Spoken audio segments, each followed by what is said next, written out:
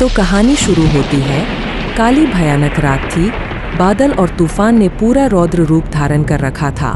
उसी रात एक औरत अपने बच्चे को टोकरी में रख कर जा रही होती है। वह नदी पर पहुंचकर रोने लगी और बोली, जाओ बेटी, आज से तुम्हें अपनी किस्मत खुद बनाने होगी, भगवान तुम्हारी रक्षा करे। न जाने कितने दिन वह बच्ची पानी में बहती रही। बहते बहते वह एक किनारे तक पहुंच गई और वहां एक बुजुर्ग महिला नदी के पास बैठी पूजा कर रही थी। हे भगवान, ठंड के कारण इसका शरीर ठंडा पड़ गया है। मुझे इसे तुरंत ही वैद्य के पास ले जाना होगा। वह उसे तुरंत ही वैद्य के पास ले गई और उसका इलाज करवाया। बूढ़ी औरत बिल्कुल अकेली थी और उसने उस बच्ची को अपनाने का फैसला लिया। धीरे धीरे वह लड़की बड़ी हो गई और वह अपनी बूढ़ी दादी को बहुत प्रेम करती थी। वह उसे हर रोज खाना पकाकर खिलाती। अचानक वह बूढ़ी औरत बहुत बीमार हो गई और वह लड़की बहुत परेशान थी। वह उसकी सेवा करती रही लेकिन उसकी मृत्यु हो गई और वह बहुत दुखी थी। अब उसका इस दुनिया में कोई न था।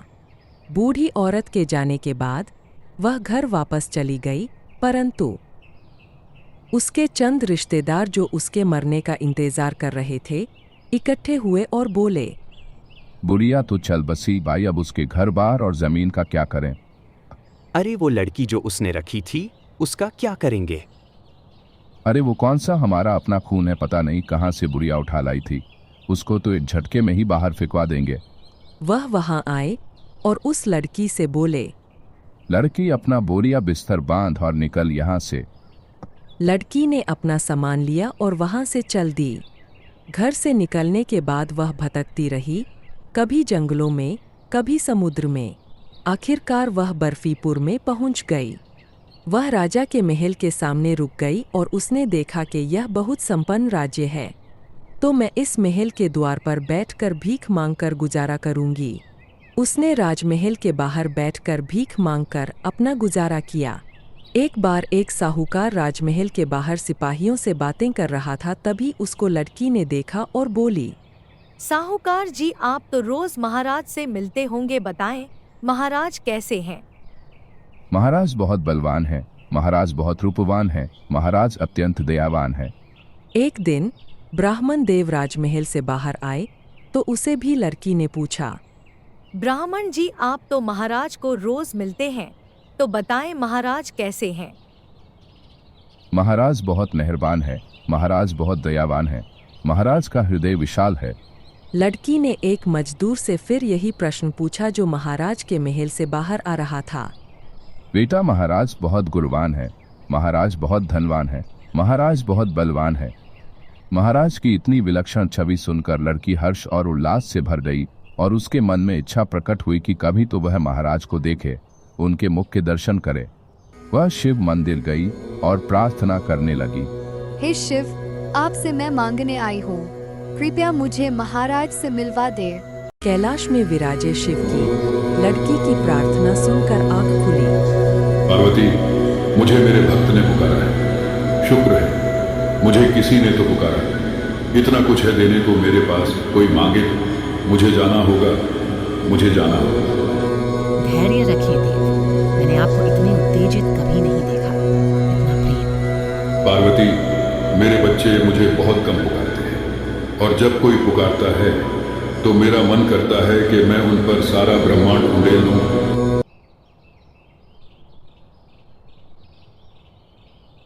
एक रात्रि जब महाराज सो रहे थे तो शिव उनके कमरे में गए और उन्हें एक स्वप्न दिया। स्वप्न यूं था कि, पुत्र, मैं चाहता हूं कि तुम पूरे विश्व में कहानी सुनाने की प्रतियोगिता का आयोजन करो और पुरस्कार की भी घोषणा करो। राजा उठकर बैठ गए और उन्हें जो विचित्र स्वप्न आया था उसे पूर्ण करने का उन्होंने फैसला लिया। महाराज ने सुबह उठते ही अपने खास मंत्री को बुलाया और उसे वह घोषणा करने को बोला। महाराज ने घोषणा करवाई कि जो भी व्यक्ति राजा को सबसे उत्तम कहानी सुनाएगा उसे महाराज उपहार देंगे। किसी भी व्यक्ति, अमीर गरीब, बूढ़ा बीमार, अपाहिज तंदुरुस्त, को राजा से मिलने का हुक्म है। यह घोषणा उस लड़की ने सुनी। हे शिव, आपने मेरी सुन ली। आपने मेरे लिए द्वार खोल दिए। मैं आपका बहुत बहुत धन्यवाद करती हूँ। आप सदा मेरी मदद करते रहना। शिव अदृश्य थे, लेकिन उसे देख रहे थे और बोले, पुत्री, मुझे पुकारती रहो, मैं सदैव तुम्हें उत्तर दूंगा। मैं कभी पीछे नहीं हटूंगा तुम्हारी मदद करने से। महाराज को मैं क्या सुनाऊंगी? मुझे तो कोई कहानी पता ही नहीं, लेकिन मुझे महाराज को जरूर देखना है। तो मुझे कहानी तो ढूंढनी होगी। मुझे कहानी ढूंढने जाना होगा। तभी शिव भी वहां उसकी बात सुन रहे थे और बोले, पुत्री, मैं यही हूं तुम्हारे पास। मैं तुम्हें बताऊंगा कहाँ मिलेगी तुम्हें कहानी। लेकिन लड़की ने भगवान शिव के बारे में कुछ न सोचा और चल दी। वह कई दिनों तक यूं ही भटकती रही। शिव भी उसके साथ थे, लेकिन उसने कभी उन्हें पुकारा ही नहीं। पुत्री, मुझे पुकारो, मैं तुम्हें बताऊंगा कि क्या करना है। वह थक हार कर बैठ गई और बोली, अब मैं कहाँ जाऊं? क्या मैं शिव से बात करूं, प्रार्थना करूं? इतनी छोटी सी बात के लिए पता नहीं वह मेरी बात सुनेंगे भी या नहीं। हाँ पुत्री, पूछो मुझसे, मैं तत्पर हूं तुम्हारी हर छोटी से छोटी बात का उत्तर देने के लिए। मन में शंकाओं की वजह से लड़की ने उनसे पूछा ही नहीं और चलती गई। चलते चलते वह एक गांव में पहुंची। वह वहां बैठी हुई कुछ औरतों से मिली और उनसे पूछा कि यहाँ कोई कहानीकार है या नहीं।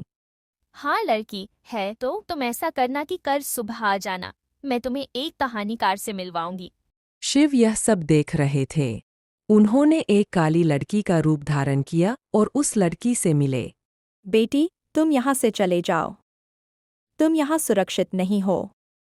वह लड़की वहां से निकल गई और अगला स्थान साधुओं की नगरी का था। वहां पहुंचकर एक साधु उससे बोला, पुत्री, तुम यहाँ कैसे पहुंची? पिछली नगरी तो चुड़ैलों की नगरी थी और आज अमावस की रात थी। उस नगरी से बचकर लौटना असंभव है। मुझे तो एक लड़की ने कल रात ही गांव पार करवा दिया था। पुत्री, अवश्य ही भगवान ने तुम्हारी मदद की होगी, नहीं तो तुम किसी भी सूरत में नहीं बच सकती थी। हाँ, अवश्य ही शिव ने मेरी रक्षा की है। आपका बहुत धन्यवाद प्रभु। पुत्री, तुम यहाँ क्यों आई हो? उसने उनको सारी बात बताई और वह बोले, पुत्री, तुम सरस्वतीपुर जाओ और कहते हैं वहां समस्त कलाओं की देवी मां सरस्वती स्वयं विद्यमान है। वहां तुम्हें अवश्य कहानी मिल जाएगी, लेकिन वहां जाना उतना ही कठिन। वहां का द्वार केवल शुद्ध मन वाले को ही नजर आता है। यह सरस्वतीपुर है कहाँ, देव? पुत्री, यह नगरी निर्मल मन वालों को ही दिखाई देगी और स्वयं तुम्हारे देव ही तुम्हें वहां का रास्ता दिखा सकते हैं।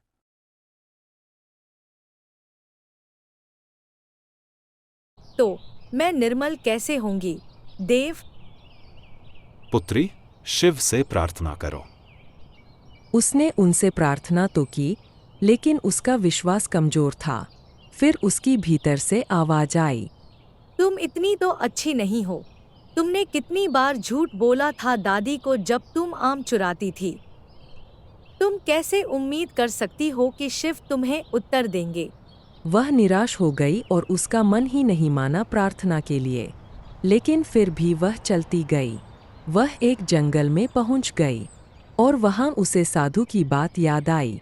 ज्यों ही वह प्रार्थना करने लगी त्यों ही उसकी भीतर की आवाज बोल उठी, तुम्हें याद है कि तुम्हारी माता ने तुम्हें जन्म देते ही नदी में बहा दिया था। फिर तुम क्या समझती हो शिव तुम्हें उत्तर देंगे? पुत्री, मुझसे पूछे, मैं तुम्हें उत्तर दूंगा। मुझसे मांगो, मैं तुम्हें अवश्य दूंगा जो तुम चाहते हो। तुम्हारा पिता हूं मैं। मुझे तो तुम में कुछ भी निर्मल मलिन नजर नहीं आता। वह फिर उठकर चल दी और उसे कुछ पता नहीं चल रहा था कि वह क्या करे और स्वयं निंदा के कारण अब उसका हौसला आधा हो चुका था। पता नहीं वह अब कब तक टिक पाएगी। उसकी भीतर की आवाज फिर से बोल उठी, तुम बुरी हो। तुम्हें याद है तुमने उस दिन क्या किया था? कैसे शिव तुम्हें सुनेंगे? पुत्री, जब पहले बार मैंने तुम्हें प्रार्थना का उत्तर दिया था, तब मैंने कौन सा तुम्हारी कमियां देखी थी? हाँ, शिव की बात सही है। मुझे शिव ने उत्तर दिया था। मैं उनसे प्रार्थना करूंगी। ठहरो, वो तो संयोग होगा। राजा तो आए दिन नई नई घोषणाएं करते रहते हैं। ऐसा ही होगा। यह तो केवल एक संयोग है। तुम क्या समझती हो वो शिव हैं, जिनको पूरे ब्रह्मांड का काम संभालना है। तुम्हें क्यों सुनेंगे? क्या तुम्हारी बात इतनी महत्वपूर्ण है? पुत्री, ये ब्रह्मांड मैंने तुम्हारे लिए ही बनाया है। मैं हूं तो केवल तुम्हारे लिए। अगर मनुष्य नहीं तो मैं किस काम का? लड़की यह सब जो उसके दिमाग में चल रहा था सोच सोच कर थक गई, लेकिन उसे राजा से मिलने की इच्छा इतनी तीव्र थी कि वह चलती गई। वह बिल्कुल निराश हो चुकी थी। उसका संयम टूटने वाला था कि तभी उस पर अंतिम प्रहार हुआ। लड़की, तुम्हारा तो कोई नाम भी नहीं। गुड़िया भी कोई नाम है भला। न तुम्हारी माता ने तुम्हें अपनाया, न तुम्हें उस बुढ़िया के घर तुम्हें अपनाया। तुम कहीं के लिए भी अच्छी नहीं हो। इससे अच्छा तो तुम मर ही जाओ। लेकिन शिव निरंतर उससे प्रेम करते रहे, उसके सदैव समीप रहे और रक्षा भी करते रहे। लड़की अब टूट चुकी थी, वह रोने लगी। जब मेरा कोई वजूद ही नहीं तो मुझे जी कर क्या करना? राजा भी मेरी क्यों सुनेंगे? बस आज रात इस जंगल में मुझे कोई नरभक्षी आकर खा जाए और मैं आज समाप्त हो जाऊंगी। मुझे नहीं जीनी ऐसी बेनाम जिंदगी। लेकिन उस रात देवी पार्वती उसके सिरहाने बैठे रहीं। उन्होंने उसके पास खीर से भरी एक हांडी रख दी और उसे एक सपना दिखाया जिसमें वह साधु थे। पुत्री, कभी कभी जिस बात के लिए हमारा अंतर्मन झगड़ रहा हो वह बात हमें करके देख लेनी चाहिए। मैं अभी भी जीवित हूँ। मैं बच कैसे गई? वह सोचने लगी कि क्या करे। जब मन विचलित हो तो इंसान को कुछ स्पष्ट नजर नहीं आता। उसने अपना चित्त एकाग्र किया और प्रार्थना की, बताएं शिव, किस बात के लिए मेरा अंतर्मन मुझसे झगड़ रहा है। शिव ने एक विचित्र रूप धरा जो एक खाद खुजली वाले इंसान का था। वह उस लड़की के पास आए और बोले, बेटी, तुम जंगल में क्या कर रही हो? काका, मुझे एक कार्यवश यहाँ आना पड़ा। आप यहाँ इस घने जंगल में, और आप इतनी खुजली क्यों कर रहे हो? इसी खुजली के कारण मैं यहाँ वहाँ भटकता फिर रहा हूँ। इस खुजली ने तो मेरी जान ही ले रखी है। मैं तो अपनी जीवन लीला ही समाप्त करना चाहता हूँ। तन खत्म तो तन की समस्याएं खत्म। ऐसा मत करें आप भैया। तो तुम क्या करने वाली थी? क्यों आपने वैद्य हकीमों को नहीं दिखाया? मैंने तो सभी को दिखाया, लेकिन कहीं से मुझे आराम न मिला।